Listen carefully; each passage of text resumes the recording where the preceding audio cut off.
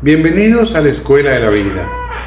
En el día de hoy vamos a tratar el tema, para mí crucial, fundamental, de la forma como el ser humano piensa, cómo ve la sociedad, cómo organiza su mente para captar, para entender el mundo en el que vive.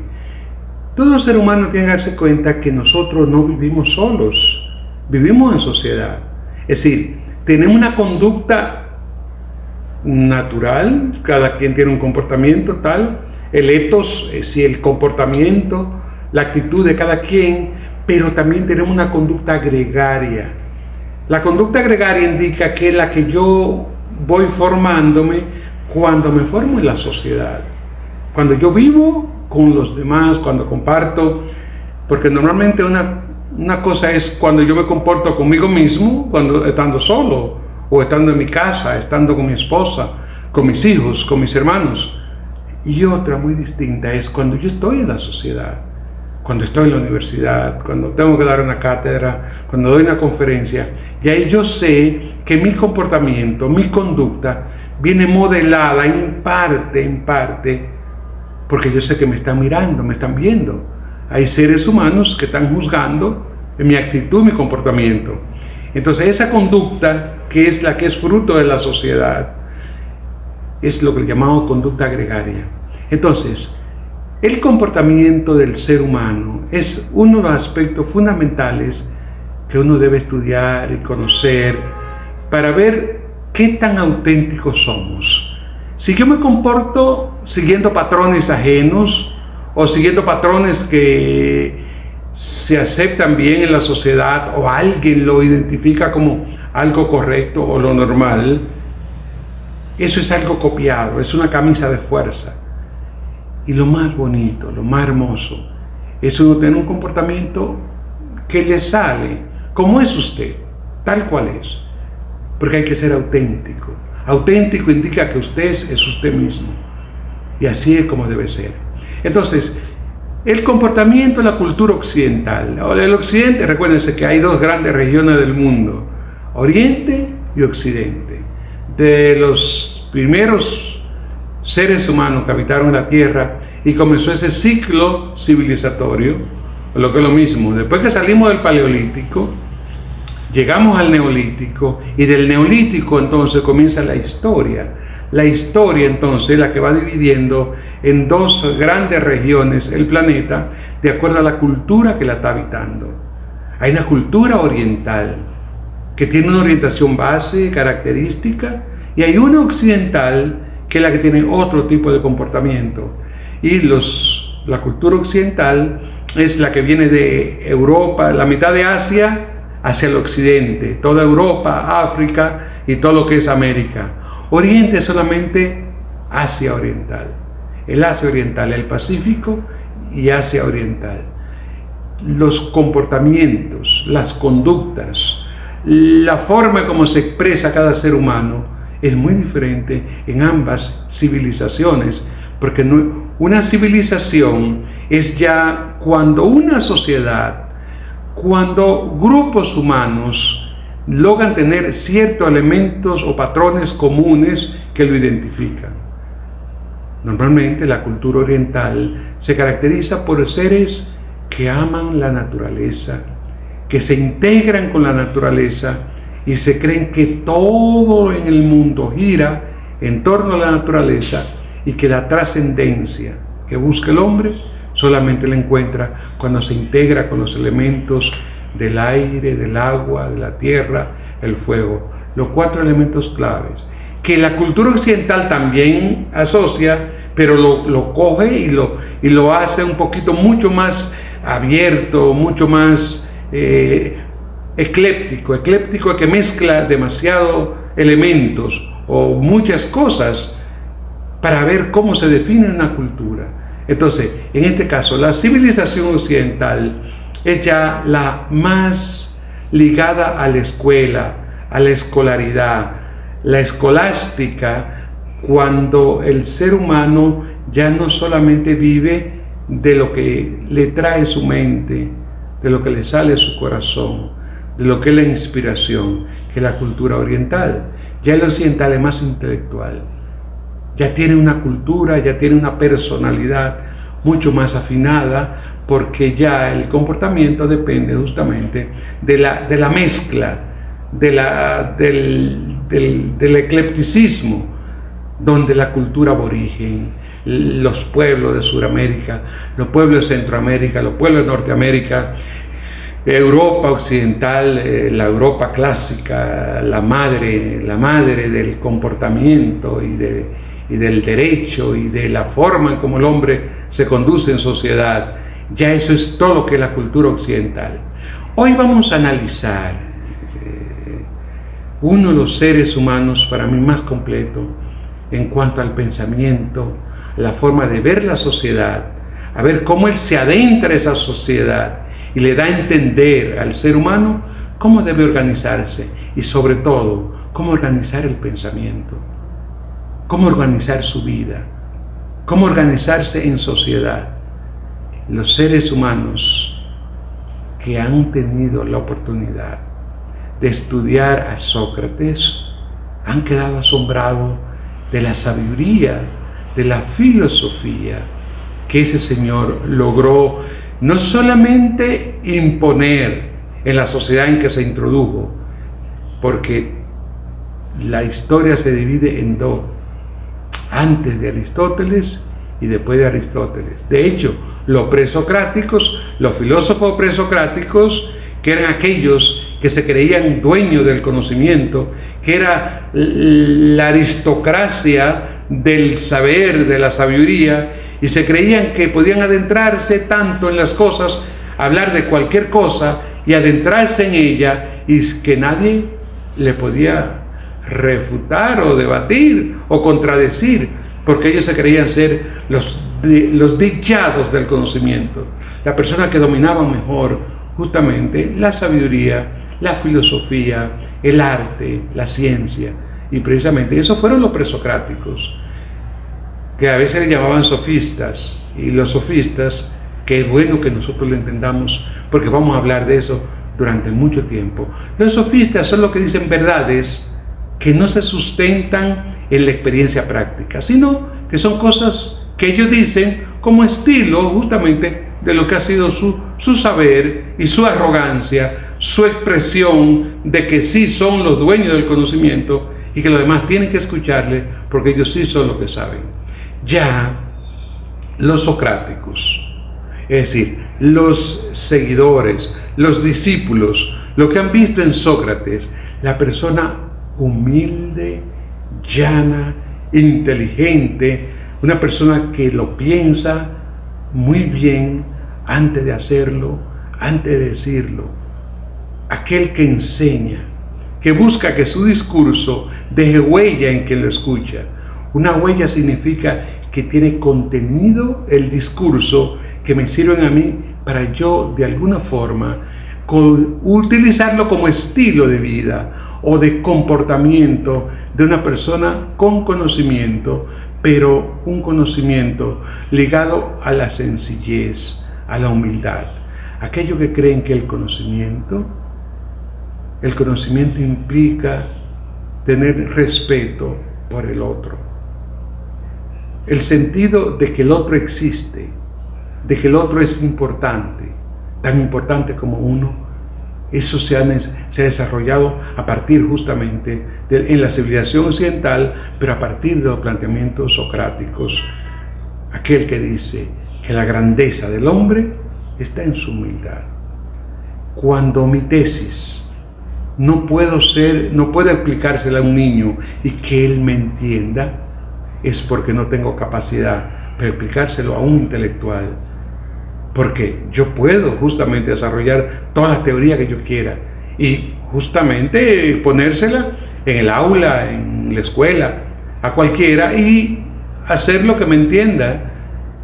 Pero si eso que yo le explico lo hago en un lenguaje técnico, rebuscado, que solamente me entiendo yo y aquellos que dominen la jerga o por lo menos los términos que siempre se utilizan, entonces ya es un público muy selecto que yo puede que le llame culto, o personas muy bien formadas o muy bien con amplios conocimientos, pero lo importante es cuando usted habla y los demás le escuchan, y aquel que le escuche, no importa el grado de escolaridad que tenga, que si fue o no fue a la escuela, si llegó a la universidad, si luego tuvo posgrado, no importa, porque el ser humano es el ser humano. La escolaridad es lo que nosotros hacemos para cultivar una conducta, un comportamiento, para tener una visión un poquito más amplia de la realidad y del mundo. Y eso es lo correcto y está muy bien. Pero seres humanos que nunca tuvieron la oportunidad de ir a una escuela, que no tuvieron conducta aprendida, que son tan naturales como son nuestros campesinos. Y eso es la gracia de la vida, porque esos sí son auténticos, se comportan tal cual. Entonces, todo el conocimiento que uno adquiere es para uno acercarse, aproximarse a lo que se llama autenticidad, a lo que es natural, normal. Hablemos de Sócrates. Sócrates es aquel ser humano que en la antigua Grecia, el año cuarto, el año 400 y tanto antes de Cristo, logró una impronta tan grande en la sociedad griega, la ateniense fundamentalmente. Recuérdense que la antigua Grecia tenía dos grandes pueblos, dos grandes ciudades, rivales entre sí, porque ambas tenían características muy propias, muy particulares. Era Atenas y era Esparta. Esparta es la guerrera, donde el hombre le encontraba sentido a la vida si era capaz de pelear, de utilizar la fuerza bruta. Mientras que Atenas se caracterizó por cultivar las artes, las bellas artes, las 8 bellas artes, aquellos que veían que la naturaleza requería como afinamiento en la cultura, afinamiento en la poesía, en la música, es decir, en todo quería un refinamiento, y sobre todo la escolaridad, la escuela. De hecho, era tanto la rivalidad que existió entre Esparta y Atenas. Lo vamos a conocer y vamos a ir viendo muchos aspectos en estos aspectos de la vida, del estudio de la vida, porque son clave, y ello fue lo que realmente de ello hemos heredado. Es decir, todo lo que es la cultura occidental, las raíces más profundas vienen de Grecia, y Grecia precisamente fue la que parió a Sócrates. Y nosotros queremos esta noche hablar un poquito, este día, hablar un poquito sobre Sócrates. Sócrates fue el ser humano que decía que el conocimiento que tiene el ser humano es tan grande, es tan amplio, que a partir de sí puede aplicarlo todo. Es decir, que todo el conocimiento que existe en el mundo está concentrado en el ser humano, en el hombre. De hecho, Sócrates decía que el sentido de la vida del hombre, es encontrar la verdad. Y la verdad es aquello que está oculto detrás del conocimiento. Es decir, el conocimiento es la luz, el que me permite a mí ver todas las cosas, entender, comprender, captar la realidad. Pero detrás de ese conocimiento hay algo que no se ve. Y eso que no se ve es la verdad. La verdad era la finalidad, según Sócrates, que debía tener toda criatura que viene a la existencia, todo ser humano. ¿Por qué? Porque la verdad es la única que nos coloca justamente frente a frente a lo que es la vida. Esa vida que no tiene explicación, esa vida que nosotros apenas le damos pinceladas, esa vida que nosotros acariciamos, esa vida que está en nosotros, pero no la conocemos, no la dominamos, y la comprendemos, la entendemos porque estamos vivos. Pero de ahí a que nosotros digamos la vida es esto, no hay explicación. Sócrates decía: yo soy el único ser humano que lo único que sé es que no sé nada. Probablemente esa es la frase que más se ha difundido en la cultura occidental de un hombre humilde. Yo solo sé que no sé nada. Y cuando él decía aquellas cosas, las decía pero con una forma tan natural, porque la gracia de Sócrates fue esa.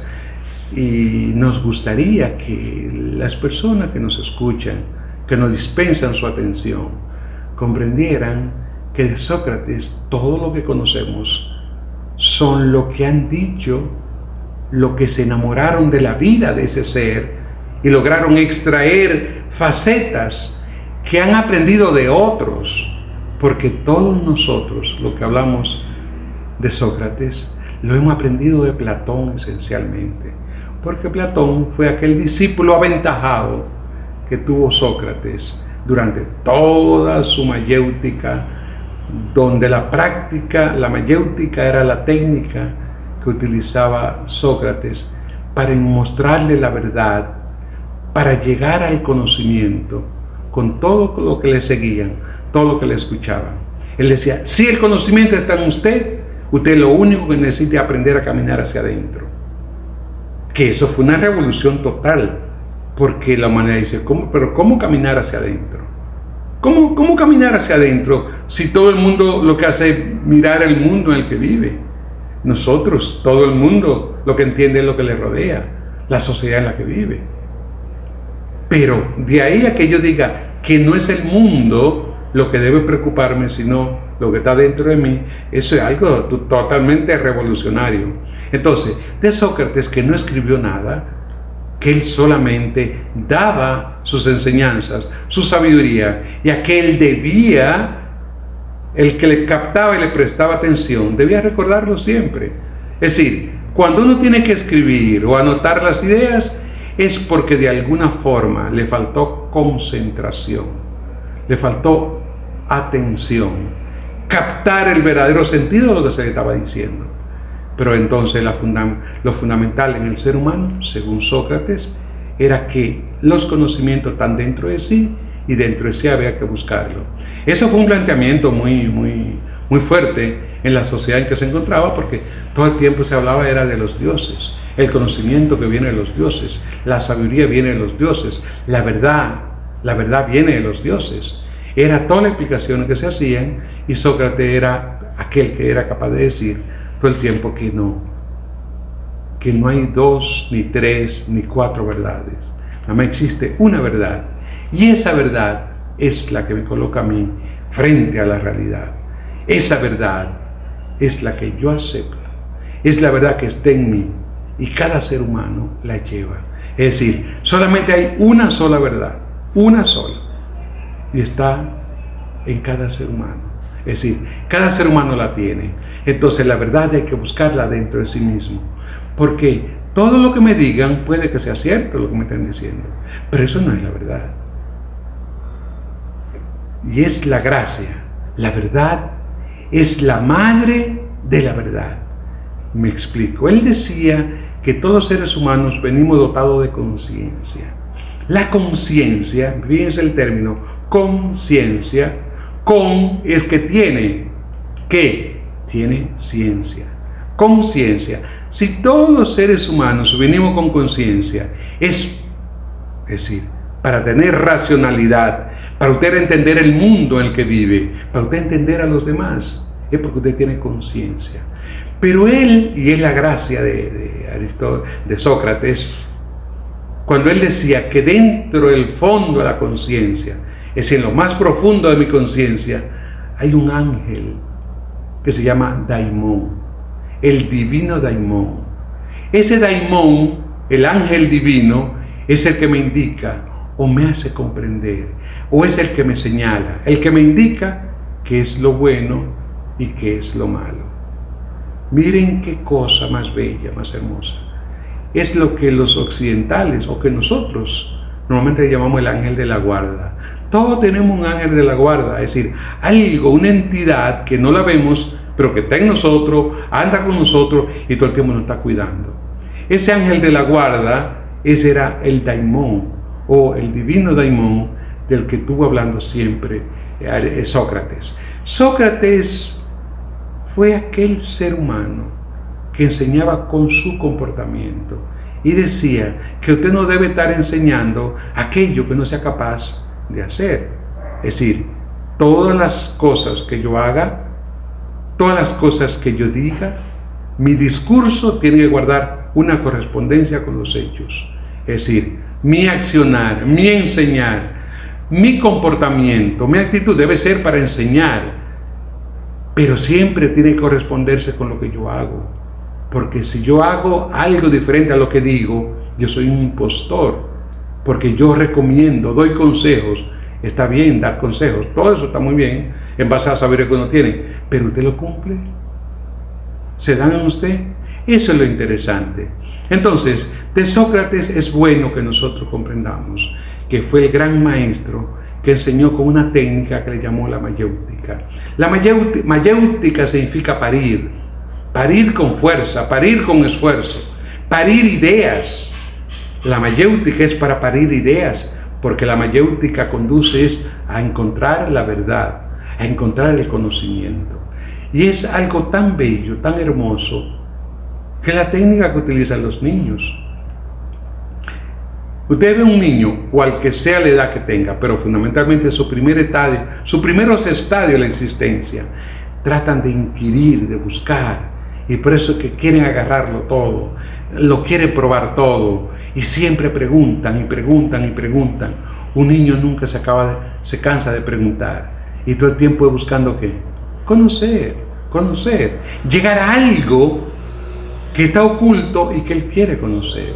Entonces, a esa técnica fue la que le llamó Sócrates, le llamó la mayéutica, que en base al conocimiento que tiene el otro y con preguntas sencillas, claves, lo va conduciendo, lo va llevando a una verdad que está dentro de él, no fuera de él. Y esa es la gracia de él. La verdad está dentro de usted. La verdad no es lo que yo le diga, sino la que usted acepta como tal. Pero no la acepto porque alguien me convenció, sino porque yo logré verla en mí. Verla en mí. Y eso es justamente el valor que tiene de todo aquello. De Sócrates se dicen tantas cosas. Primero, que era el maestro de los maestros, que tenía una gran cantidad de discípulos, y uno de ellos era justamente Platón. Platón era aquel hombre de las ideas que vamos a hablar un poquito más adelante. Platón era el que escribía todos los discursos de Sócrates, veía las características de Sócrates, veía el comportamiento de su maestro. De hecho, cuando él era capaz de enseñar algo, cuando él le celebraban algo que hizo bien, él decía, lo aprendí de mi maestro. Es decir, él vivía orgulloso de ser discípulo de Sócrates, porque Sócrates era el gran sabio que tenía Grecia en aquellos tiempos. De hecho, Sócrates fue tan lejos, que él decía que la verdad, que es la única realidad, que es lo último, la luz de las luces, que todo ser humano tiene que captar y entender, es la finalidad de la existencia humana, encontrar esa verdad. Y encontrar esa verdad era tan fuerte, que si era capaz, si era necesario dar la vida, aquel que lo haga es aquel que vive conforme a su propia verdad, conforme a su propia realidad. Y recuérdense que él fue obligado a tomar la cicuta. La cicuta era la condena a muerte que se hacía en aquellos tiempos. Recuérdense que en la antigua Grecia el fanatismo era muy fuerte, muy grande. Y cuando usted era capaz de cometer algo, una ofensa contra la sociedad y contra los dioses, usted no merecía estar vivo, mantenerse vivo. Entonces le daban la cicuta, lo eliminaban. Sócrates fue eliminado, fue matado, fue sesgado, se le quitó la vida, porque decía sus verdades. Y él era consistente con su discurso, con la verdad que decía. Y él fue acusado porque había que decir, no es que lo mataban porque lo mataban, es decir, algo habrá dicho ese señor que eso que dice atenta contra la sociedad o atenta con los principios. Y aquella vez la ciudad, las polis, eran algo sagrado. Y los griegos tenían sentado que nada más habían dioses en el Olimpo. El Olimpo era la montaña de los dioses, la loma donde se habían colocado todos los sabios, todos los grandes dioses, los seres humanos que lograron tener una potestad divina, y por eso que se hablaba de Zeus, y Zeus era el padre de los dioses.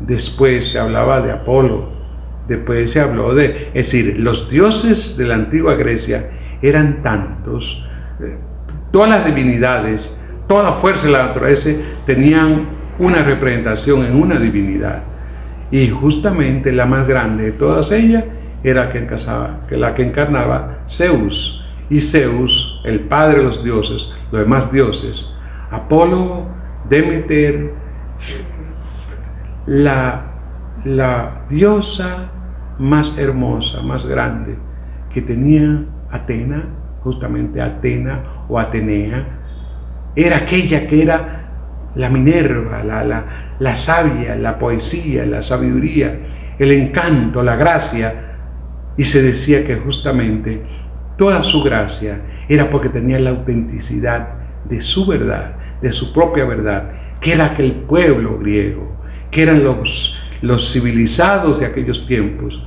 tenían que aceptar como el elemento clave fundamental de su cultura. Entonces Sócrates fue capaz de incursionar con un discurso apegado a la ética. La ética que en la antigua Grecia era algo como tenía tanto peso, es decir, la ética era como la característica que debía exhibir todo ser humano en su conducta, en su comportamiento, que al lado muy próximo tenían lo de la moral, pero siempre en el discurso de Sócrates y entre todos los griegos se sabía que la ética era para consigo mismo, es decir, es la sinceridad que tiene el hombre consigo mismo, es el comportamiento que tiene el hombre con su propio ser, con Dios, mientras que la moral es lo que los demás veían en mi comportamiento. Es decir, los demás podían juzgar mi moral, es decir, la capacidad que yo tengo para tener una vida correcta. Sí, entonces una cosa era la ética, y la ética era individual y con el ser, mientras que la moral era la conducta que yo exhibía ante la sociedad. Los demás pueden juzgar mi moral, pero no mi ética, porque nadie me ve por dentro. Nadie sabe cómo yo soy por dentro, cómo yo soy con Dios. Le digo que Sócrates, que fue el maestro de Platón, el maestro de Fedón, el maestro de tantos seres que lograron ver en aquel sabio como un guía, como su padre. Y él